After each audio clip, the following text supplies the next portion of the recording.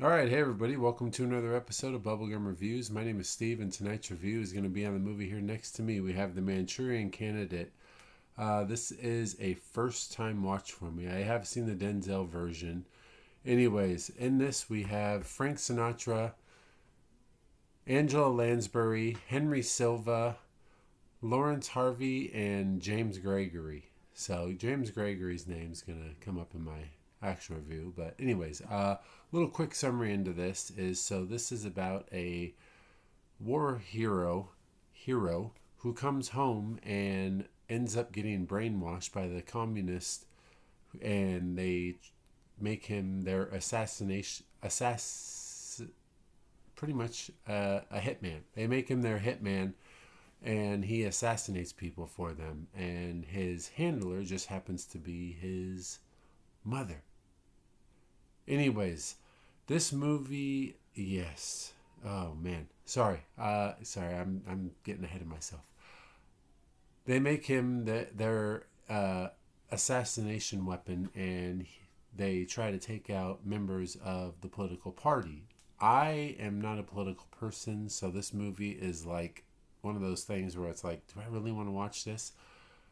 I love this movie. Okay, so let's get into it. First thing first about this movie is the cast did a fantastic job.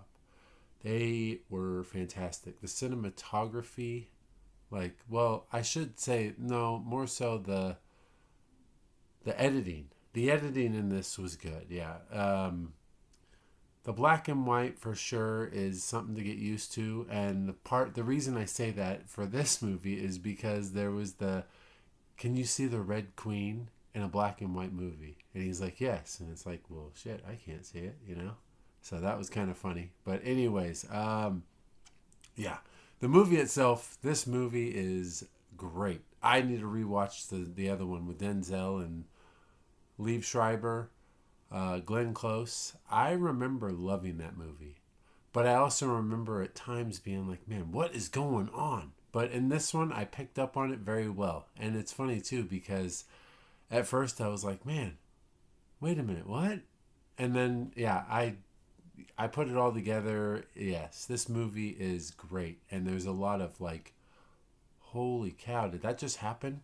Scenes. And this one, very well done. Like I said, the acting is really good. James Gregory, that guy did a fantastic job.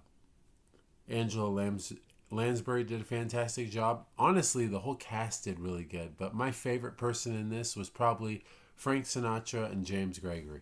They did phenomenal.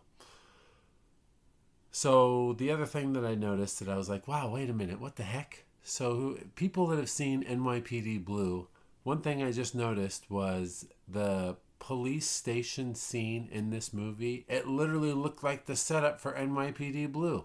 I was like, well, wait a minute. So there's the seats, there's the thing with the swinging door, there's their exit. If you watch NYPD, I know it's not like 100% spot on, but it looks pretty freaking similar. So I was kind of curious if NYPD Blue might have got their like design from this, because that was very interesting.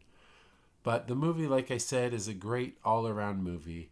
There is only one thing I did not care for that I noticed, that I was like, well, wait a minute, what the heck? I mean, I get it, not every movie, I shouldn't say I get it, because honestly, I kind of don't. But I know people might think that not every movie needs a soundtrack or a score in the movie. This had no score. There was one like actual song, and that was the very end of the movie. Or was it? No, it was the beginning. It was, yeah. There was no like, this scene's happening, there's like suspenseful music or nothing, which I thought was very strange. But I mean, with that being said, I don't know, scores might have came out after. No, I don't think so. No, can't be. Weird stuff.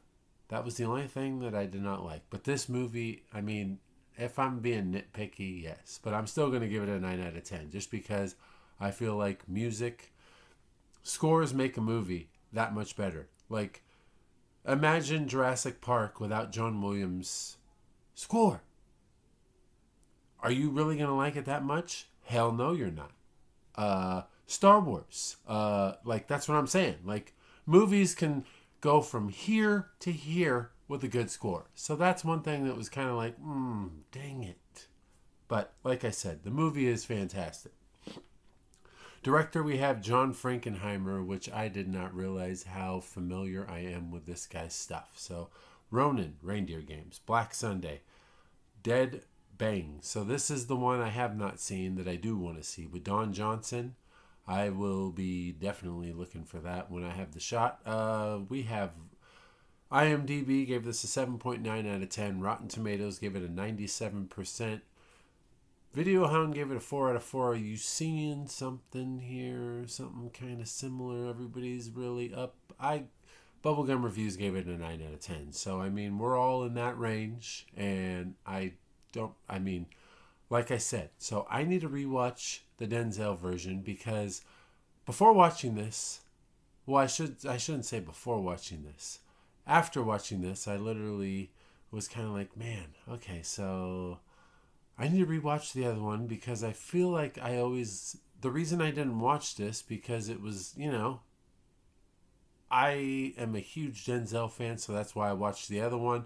This one, I was like, Frank Sinatra, yeah, but now I'm broadening my horizons, but this was good. So I really want to. I don't think the other one's going to beat it out, even with Denzel's fantastic acting and Glenn Close doing a good job. Like the acting in the other one was good too. So definitely going to rewatch the other one so I can give a review on that. But anyways, box office a 3.3, budget of 2.2, so 1.1 mil, and $1 million went to Frank Sinatra. That was his pay for this. So that's literally half the budget pretty much right there. And so the re-release back in 88 actually made 2.7 million. That's pretty cool. That is pretty cool. So one thing I will say, or no, my bad. The interesting fact here is Frank Sinatra actually got a hand injury in this that pretty much I wouldn't say altered his life, but that he was still in pain from for the rest of his life.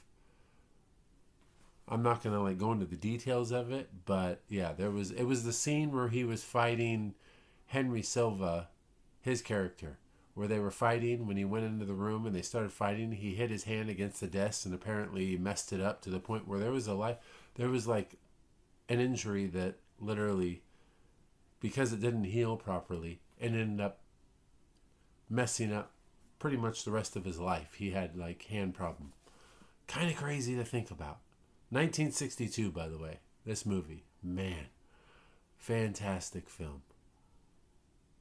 Give it a watch for sure.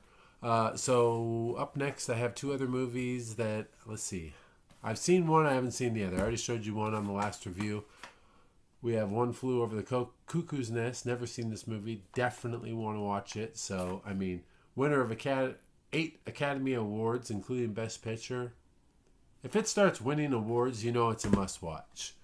And then this right here, man. This movie is freaking funny. I love this.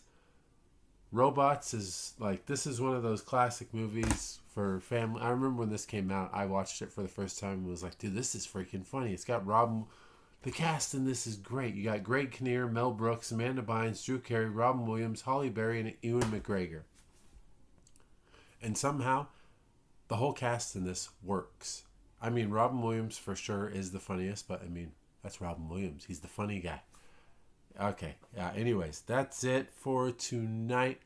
Like and subscribe. Check out my letterbox. Check out the movies I got back here. And for all the people that have been actually buying, thank you. I don't know if any of my subscribers are people that are actually buying, but if you are, that's awesome. Thank you very much.